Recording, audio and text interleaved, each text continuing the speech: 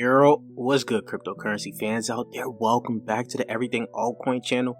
I haven't did one of these type of videos in a while, but today we're going to be talking about my top 3 picks for April. Well, not just for April of 2021, but for the whole rest of the year, guys. These have huge potential due to what they're going to be doing and what they have upcoming, guys. But before we get into talking about that, I would like to ask you guys to subscribe to the channel if you guys haven't already. We're on the road to 5K subscribers, so if you guys want to help out with that, hit that red subscribe button. Don't forget to like the video, comment anything in the comment section down below, and most importantly, hit that bell button to get notified every time I upload a new video. And check out the description down below and in the comment section down below for the Discord and the Patreon, and let's get right into it, guys. So first, I'm here to talk to you guys about Rariable protocol. I want you guys to do your own research on this too, because these are some pretty good projects that I'm gonna bring you guys, but some could be very risky. A lot of people that make these type of videos actually just give you the safer picks, but I'm giving you guys riskier picks. Well, actually 2 risky picks and one that's pretty safe in my opinion that will still get you gains, right? So first we're going to start off with Rariable protocol. This has some huge potential due to the fact of what it's trying to do, right? We're going to look at what it's going to do, what it's trying to do after this, right? The price right now is $6.75. It is down 8.8% on a day. Just a low market cap of $13 million. It's hard to find these low market cap gems nowadays because practically all the low market cap gems that were low before possibly increased in value and probably sitting around 50 million, maybe 20 to 50 million now. So getting something under 20 million is pretty hard to actually have some huge potential, guys, right? Max supply of 20 million, only 2 million of that circulating as of right now. And as you can see, in the past 2 months, since it got listed, I think did it get listed on Uniswap in the past 2 months? Let me check here, right? Let me just go to the 1-year chart. So yeah, so around January when it seems like this is when it's, let me make sure here. Yeah, January is when it's got listed to a CoinGecko. It got down to its all-time low of 97 cents, as you guys can see, and then bounced back from there to, you know, the all-time high of $10, which was just simply a 10x, right? This still has a lot more room to run just from the fact that of what it's trying to do. So let's get right into talking about what it's trying to do here. I call this a super cross-chain type of project, guys. This right here, let's scroll down a little bit more, right? What do? We're developing the bridge infrastructure to allow contract level data flow across various blockchains.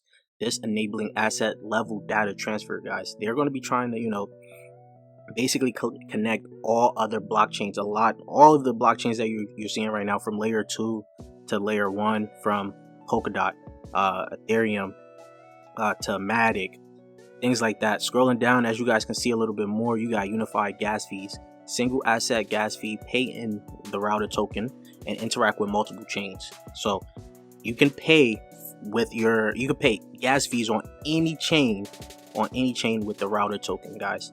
Just by interacting with those chains, you pay with router. That is very huge. Cross-chain governance, you got best price discovery, and then you got a unified aggregator. Router allows seamless communication and transfer across different blockchains, guys. This right here is something that you guys should actually look into. As of right now, we're on Q2 core product. They're going to be doing their bridge testnet, the public repository, cross-chain aggregator MVP. Then some more of Q2. You got the launch of aggregator on Polygon, which is Matic, which is just going to be the testnet. Then they're going to expand the aggregator to other chains testnet.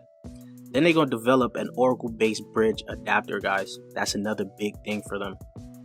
Then the router mainnet is going to be in Q3. They're going to launch on a Polygon. Then you got staking withdrawal integrated. And then Q3 again, you got some cross-chain DAO POC stuff. And then you got the launch of governance. Then Q4, you got the dedicated chain to host router infrastructure.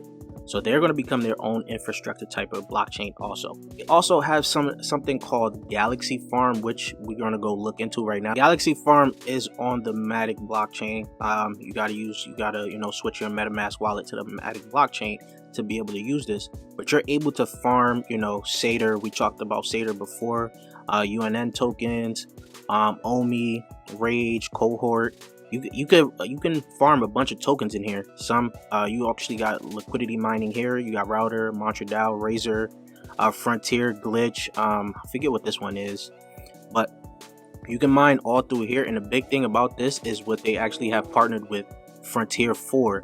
So they partnered with Frontier to actually, you know, enable gasless yield farming on layer 2 Polygon network. So that is very big. You literally could you can mine, you can get passive rewards without actually having to pay gas, guys. That is something big. I believe that Router is something that you guys should look into. Could have a good year, depending on if everything plays out for them. But this is something you guys should look on to. Now let's move on to the next one, guys. We're gonna be talking about Cardstarter. Cardstarter, I brought this to you guys fairly early, guys, fairly early before it even dropped. And those that were able to get in and have strong hands through the FUD and all of that, you're sitting well right now. You're sitting pretty freaking good, right? It is at $26. Actually, when it got listed on CoinGecko, it was about $3, but we all know from like the IDO price, it was like, I don't remember the price, but I was able to get in at like 120. I did sell a lot earlier than I wanted to, and I was expecting it for it to come back down due to the fact that they didn't really have much going on just yet. I was going to buy back into the position, but that seemed to be a bad idea because this thing just kept running on me, man. Kept running. Like, all right, so I sold around there, like around this bridge going up right now. And then from there on, as you guys can see, it just had not stopped. And this, I don't think is going to stop for a while, guys. The hype behind a Cardano launchpad is ridiculous. And a lot of people were skeptical of what this can actually be, right? But it turns out that they actually were legitimate. And I've been trying to tell people, new projects, you got to give them time to work out what they want to do. You can't just go in and call it, you know, a scam project, all this, that, and the third. You don't know what they have up their sleeve. You just got to let them work, right? Now, it turns out from right here, they actually was able to get a bunch of VCs behind them. You know, you got Longtail Financial, X21, Blockchain Sync, and Moonwell. Those are the ones that I do know. These three right here, I do know. Those two up top, I don't know them, but the three below, those are some pretty big VCs that you can have to back a project. Now, when they first came out, their tier packages were fairly high, and I'm not gonna lie, it's still fairly high, and I don't think they expected that this would have the type of success that it had, because even though that they revised the tier packages is still fairly expensive.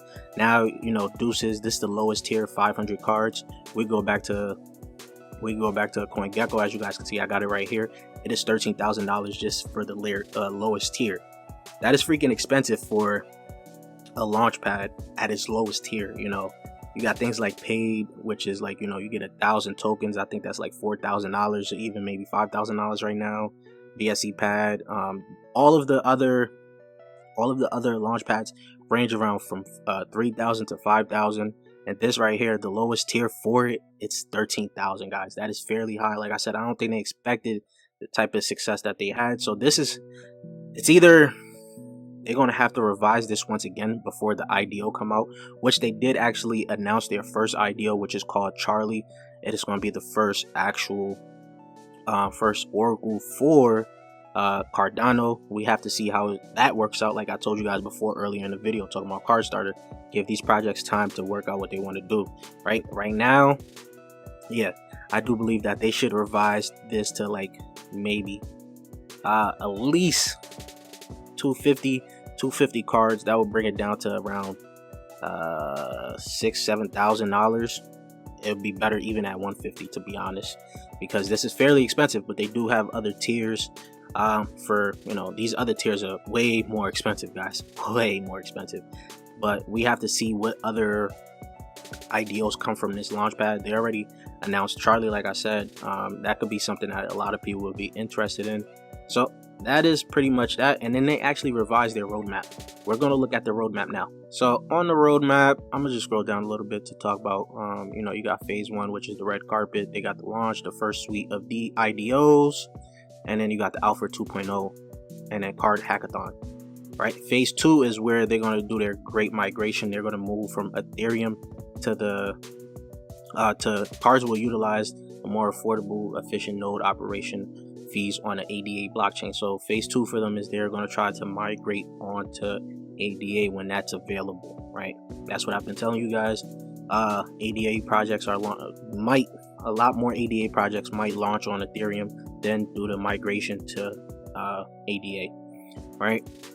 And then they're gonna have an incubator project migration. So this is something that we have to, you know, let play out. You got mainnet. You got their mainnet that's going to be in card swap 3 quarter 3 that's going to be coming. So this is something that you guys should keep on your radar. As of right now, the price prediction for this, I can't even give you a price prediction because I truly did not expect this to even go up past $10 before a first IDO. This has exceeded my expectations by a lot.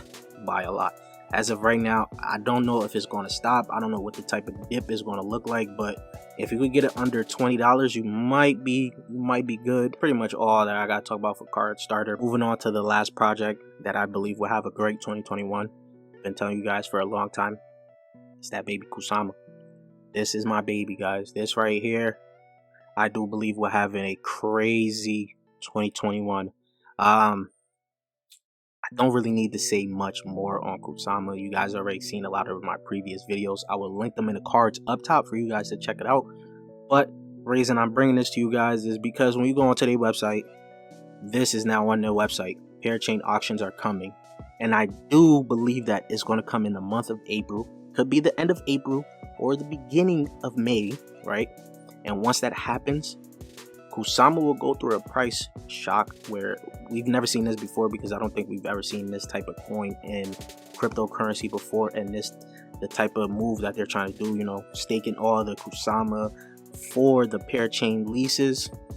It's going to be fairly interesting to see what that does to this price, right? You know, like I told you guys in the last video that I made about Kusama, people was talking about 5k Kusama. I had gave it a price target of 1,000. So we have to see how that's going to play out, but I do believe that 1,000 is right around the corner for Kusama. And if parachain launches after it hits 1,000, or even around close to 1,000, I do believe this could explode in price. People are going to start to take notice, because a lot more people still don't understand a lot about Kusama, and I feel like I'm probably the only one on YouTube really talking about Kusama, trying to give you guys in-depth discussion on the Kusama chain. But let me know what you guys think about my top 3. I know you guys might have your own top 3, so let me know in the comment section down below, because this is how we, you know, receive information. We can share what our top altcoin picks are. So let me know in the comment section down below, what are your top 3 altcoins for the rest of 2021 and April from April to the rest of 2021. Leave your thoughts in the comment section down below, and if you guys haven't subscribed already yet, please do so. We're on the road to 5k subscribers. We're like 200 away, so if you guys want to help out with that, hit that red subscribe button. Don't forget to like the video, comment anything in the comment section down below, and most importantly, hit that bell button to get notified every time I upload a new video. Peace, YouTube.